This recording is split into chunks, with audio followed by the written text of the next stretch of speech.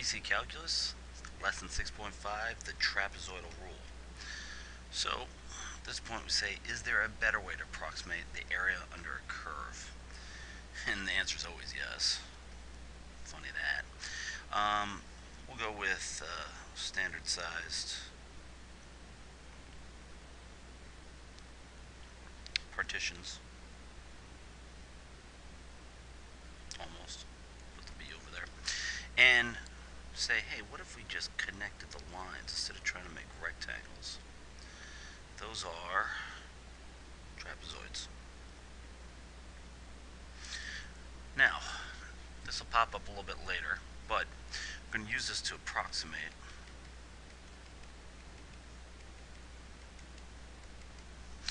Notice here, it's going to overestimate. And here it's going to underestimate. This is a question that pops up a little bit because we want to be aware of the error we're introducing. If it's concave down, it'll underestimate. If it's concave up, it will overestimate. So just be aware. By the way, these are going to be y values. This is y0, this is y1, this is yn, and this is b minus a. How many partitions we're going to put it into, n, and that'll be our h value. So to find the area of a trapezoid is just 1/2 of y0 plus y1 times the height. So when we slap that together, we can use a trapezoid to approximate. Notice little 2's in here. That's because when we do trapezoids, we only have to use y0 once, but we have to use y1 and y2 twice because y0 is in this trapezoid, and pardon me, y1 is in both trapezoids, y2 is in this trapezoid also, whereas y3, or in this case yn, would only be used once. So this is actually a pretty nice little approximation. It's very easy to use, surprisingly. I have it on my calculator, but I've been doing it all by hand. It's not that bad. If you think about it, this is kind of like averaging the LRAM and the RRAM. So just another way to think about it. And those are the Riemann sums using left and right hand endpoints, but you already knew that. So let's use the trapezoid rule with n equals 4 to estimate from 1 to 2 of x squared. So we go from 1 to 2, and my graph is deliberately horrible. And 1 to 2, 4 partitions, so 1.25, 5/4, 1.5, 3/2, 7/4. Will this under or overestimate? I really should draw this curve much more severe just so you can tell that it's going to overestimate. And again, don't get hung up on that. That's just something to make you aware of. So we do h over 2. H is 1/4 over 2. The first value is 1 squared plus 2 times 5/4 squared. Making sure I'm doing this right. Yep. Plus 2 times 3/2 squared. Plus 2 times 7/4 squared. Plus 2 squared. Blast this all out. I want to make sure I did this right. Yeah, it looks good. You should get 75 over 32, approximately 2.34375, 2.344. If I use nint, or if I do it exactly, I would get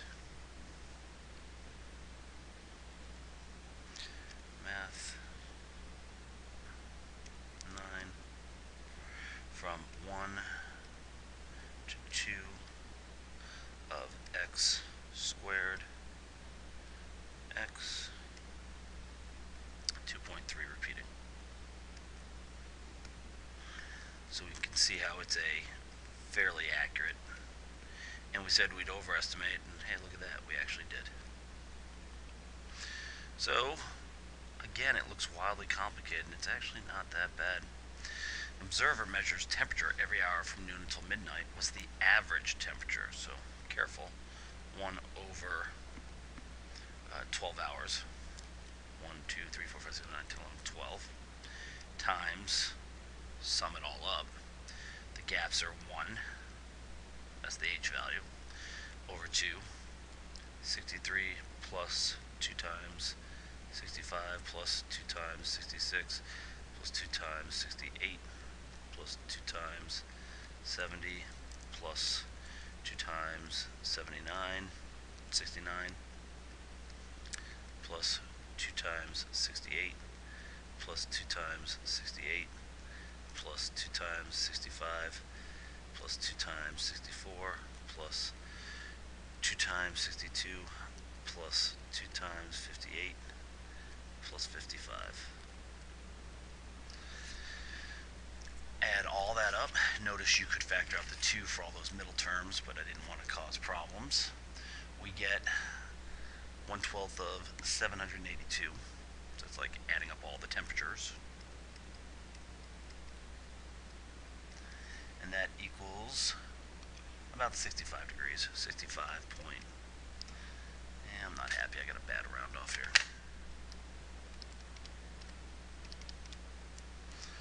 0.167. You look at that and say, is that reasonable? Yeah, it went from 63 up to about 70 down to 55. That sounds about right. So that's another way to use the trapezoidal rule. This is a interesting task I've set for my students. A guy named Simpson did not create this rule. He just made a note of it. They actually discovered this in ancient Greek times. Then other people took it and ran with it into calculus.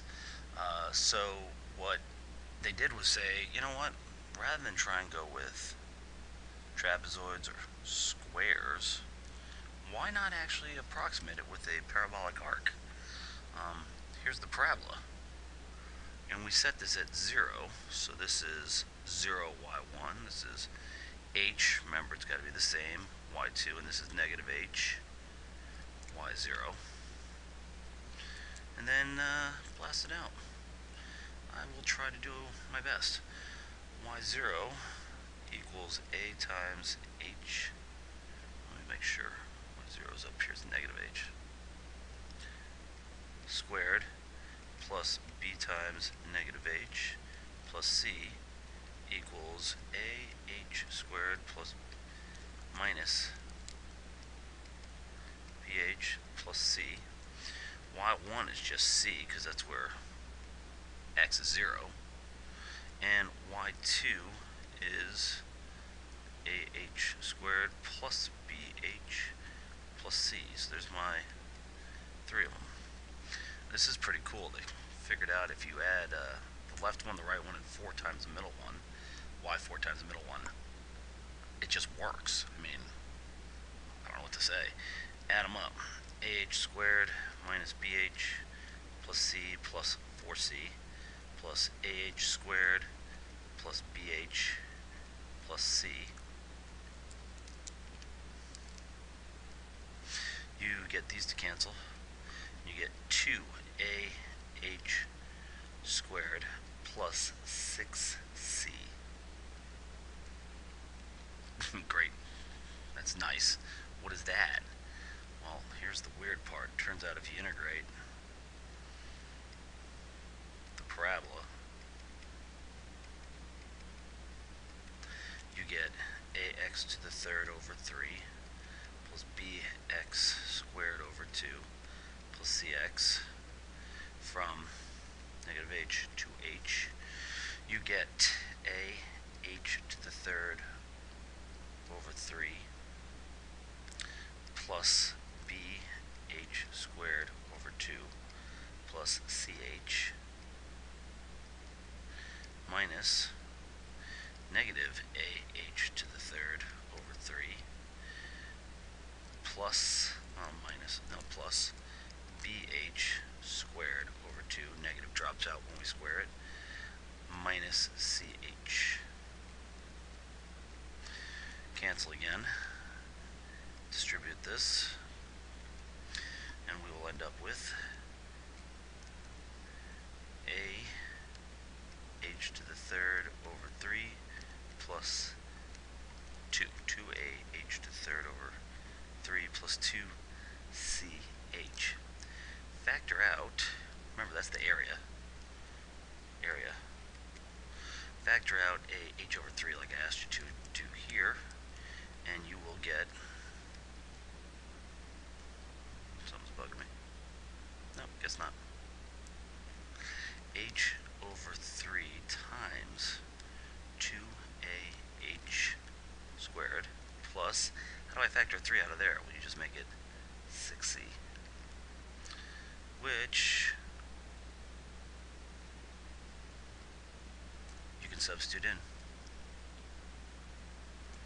So the area under the curve is H over 3, y0 plus 4, y1 plus y2. Neat. What the heck is that anyway? Well, that's Simpson's rule. You can use it to approximate, and it gives you a really nice, fairly accurate number, so it's a very good approximation. It's got to be an even number of intervals, and they've got to be equal length. So you do this. 5x to the fourth. I'm going to draw this in a very ridiculous way. We're going from 0 to 2. That's 2, that's 1. That's 0. We need 1/2, and we need 3/2. For whatever reason, Simpson's rule stays in my head a little bit better than the trapezoidal rule. So we just blast it out like this. Notice the terms vary from 4 to 2 to 4 to 2 to 4 to the last one. Where's that 2 come from? I'll leave that up to you. If you think about it, you'll know. Think about what happened. Where did we get the 2 in the trapezoidal rule? So we get area by Simpson's rule is H 1/2 over 3, 0 plus 5 times 1/2 to the fourth times 4. I should really put that 4 out front. Plus 2 times 5 times 1 to the fourth, plus 4 times 5 times 3/2 to the fourth, plus 2. Again, that's the last term's got nothing. 4, 2, 4 till we get to the end. We should get 385 over 12. And I'm all into decimals lately. 32.083.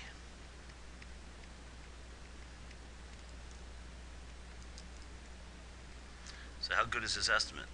Well, let's go.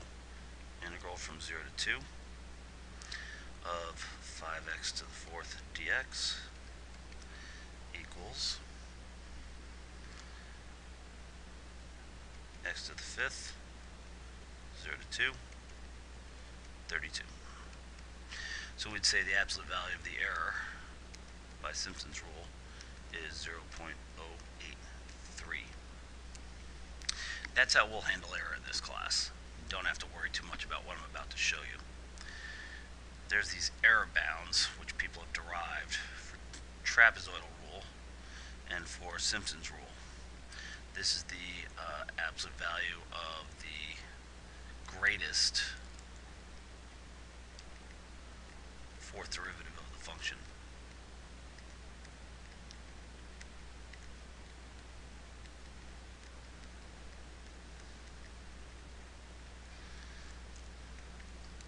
And this is the absolute value of second derivative. And probably saying, where all this come from? I'm saying, bear with us. They've been derived. We'll go into details another time, not in this class. The bottom line is, which is more accurate, the one that takes h and squares it, and the one that takes h and goes to the fourth? Because you'll say, oh, the 180 makes it much more accurate versus the 12, which are divided by many more partitions. Well, the reality is the h to the fourth dwarfs what's going on with 180. So this just shows you Simpson's rule really is much more accurate. Like you didn't know that already. That is that. Get to work and happy mathing.